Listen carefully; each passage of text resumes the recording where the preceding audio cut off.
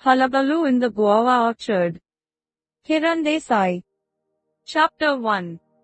In the Himalayan foothills, in the small North Indian town of Shokot, during a very hot summer, many proposals are made to induce the monsoon. By September the situation is so bad that famine relief camps have to be set up. This is the year Sampath Chawla is born. His mother, Kulfi, is only 21 and just married to Mr. Chawla. She gets bigger and hungrier as the drought gets worse, but none of the relief planes coming with supplies reach them. Kulfi is so hungry, she obsesses about food and sells everything in the house. Finally, she draws pictures of food on the walls, and when there is no more wall space, Sampath is born. It is the day the monsoon rains finally come. In the storm, Kulfi gives birth, and Sampath has a brown birthmark on his cheek. As if by miracle, a Swedish relief plane drops a crate in front of the Chawla house with food in it. Kulfi thinks her baby looks like he came from another planet. The baby is named Sampath, good fortune.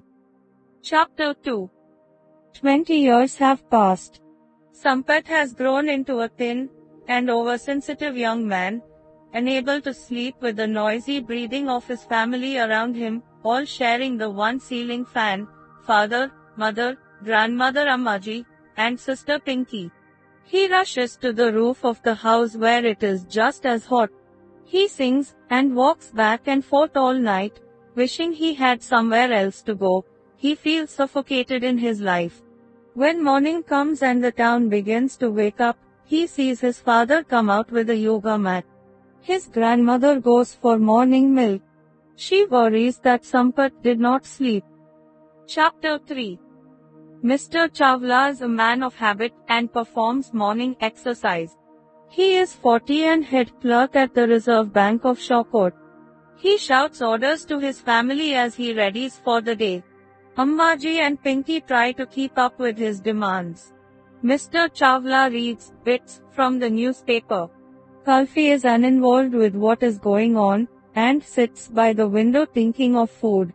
She has grown more and more peculiar, and the grandmother has to do all the work. Pinky is disgusted by the political scandals her father reads, and wants him to read the story about the cinema monkey who attacks ladies outside the cinema, stealing food and pulling at their saris. Mr. Chawla lectures Sampath on how to be a success.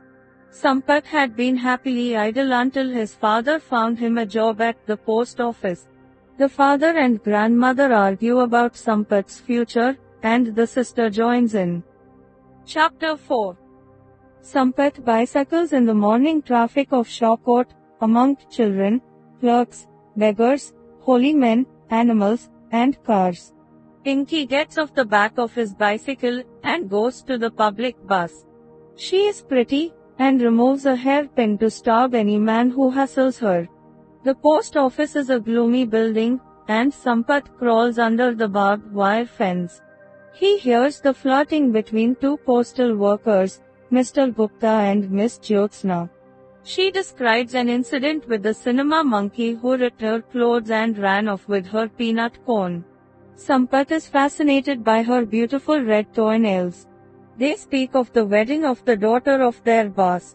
When the boss, Mr. DPS, arrives, they jump to attention. Sampath tries to add up the wedding accounts, but all the bills look alike, and his mind gets dizzy. As soon as the boss leaves, the two clerks flirt again, and Sampath begins reading the mail. He is supposed to sort the letters, but he likes to read about the lives of the people of Shokot. At the end of the day, Sampath has finished none of his work, and is scolded. Chapter 5. Later, the whole office staff is on duty at Mr. DPS's house to help with his daughter's wedding. Curious, Sampath wanders into rooms of the house, and looks in drawers. He is drawn by the expensive perfumes, even dressing up in wedding clothes.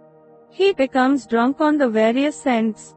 He looks at jewelry and gems, lights a candle, and looks at himself in a mirror. He feels transported. He had always been attracted to beauty and imaginative stories, and thus failed his examinations and his job. He goes out and dances up and down in front of the marriage tent. His boss and the crowd stare at him, but Sampath is floating in his own world. He jumps into the fountain and disrobes, singing, as the audience freaks. He is fired on the spot, and his father is furious, saying he will have to find another job. Sampath feels trapped in a life he hates. Looking at a guava, he wishes he could have its quiet beauty. The guava fills him with sweetness, and he dreams of freedom. Chapter 6. When his family is gone the next day, Sampath runs away, catching a bus. He rides past the outskirts of town. When an old woman on the bus insists on talking to him, he jumps from the bus. The passengers see him race to an old orchard on a hill. Sampath runs until he finds an old tree that looks inviting. He climbs it and settles in.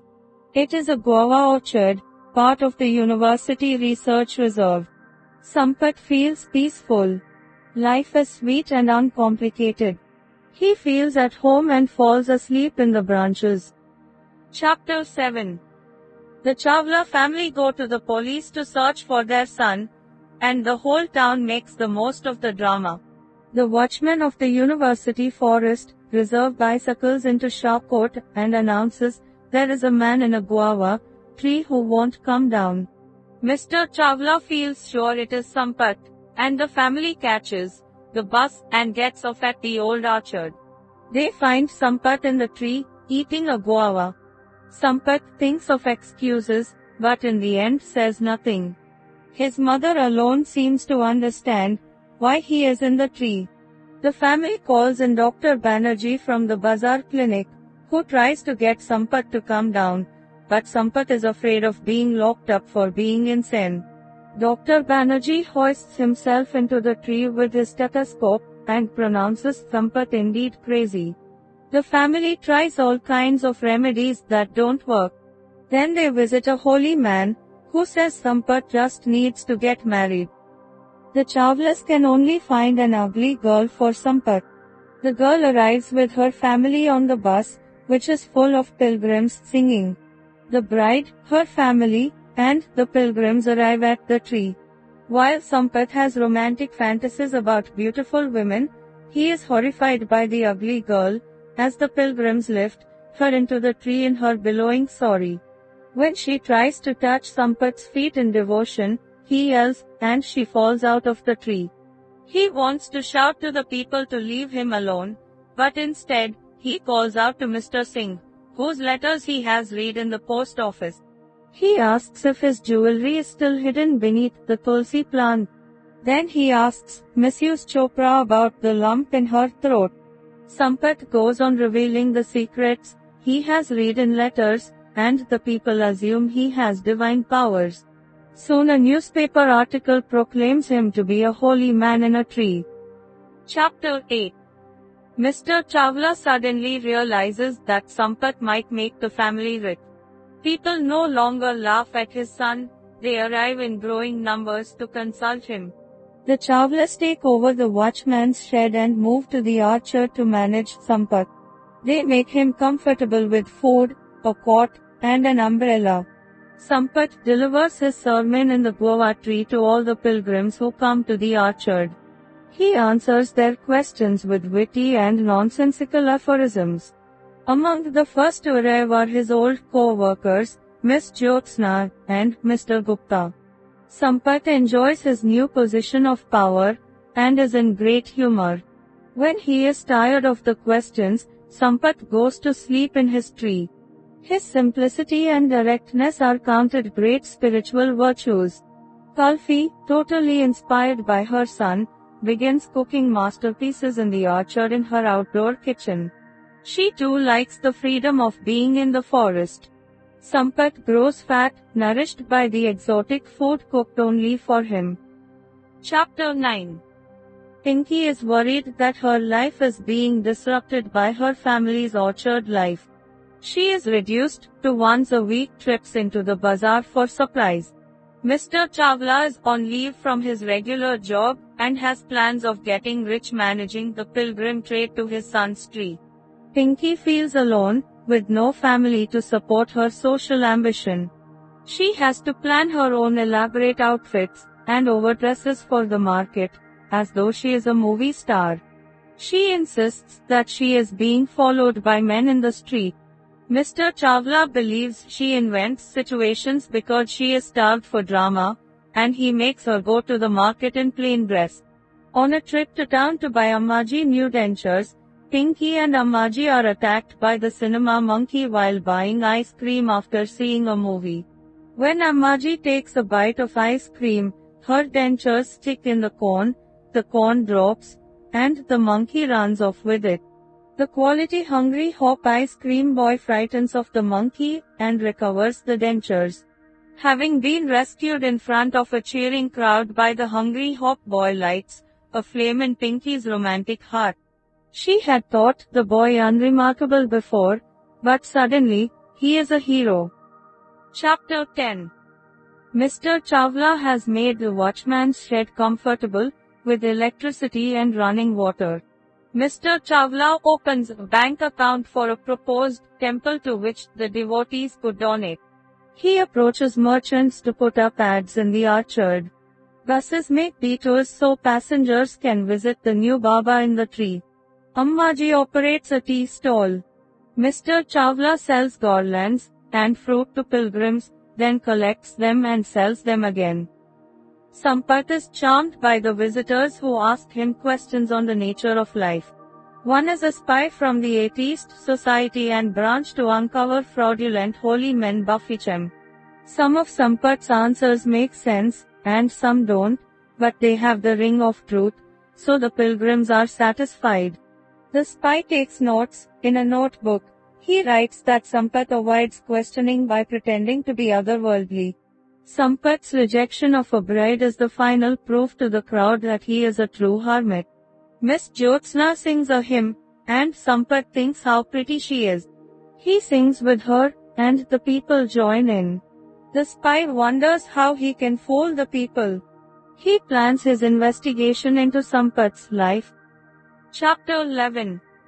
Kulfi searches the forest for exotic things to cook for her son. She kills game found in traps. She is completely exhilarated by the outdoors, fearlessly rounding up the ingredients, and coming back muddy from her forest.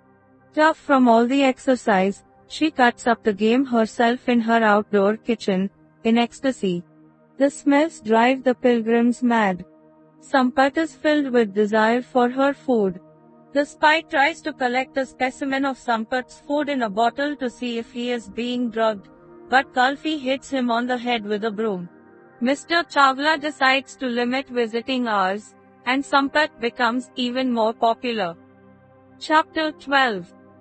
Then the monkeys arrive. The cinema monkey follows Pinky to the orchard and brings his friends. Sampath is delighted with the monkeys that are a nuisance to everyone else. He plays with them, acting like a monkey himself. They become his bodyguard, sleeping and eating with him in the tree. Now all food has to be locked up, for they are thieves. When her family is distracted, Pinky dresses up and escapes to town, with the spy following her. When he takes the bus with her, she jabs him with a hairpin, and he has to see a doctor. The hungry hop boy is slow but good-humored. He does not notice Pinky's deliberate attentions, so she becomes more direct. She bites a piece of his ear off. He screams for help, and Pinky is taken to the police station.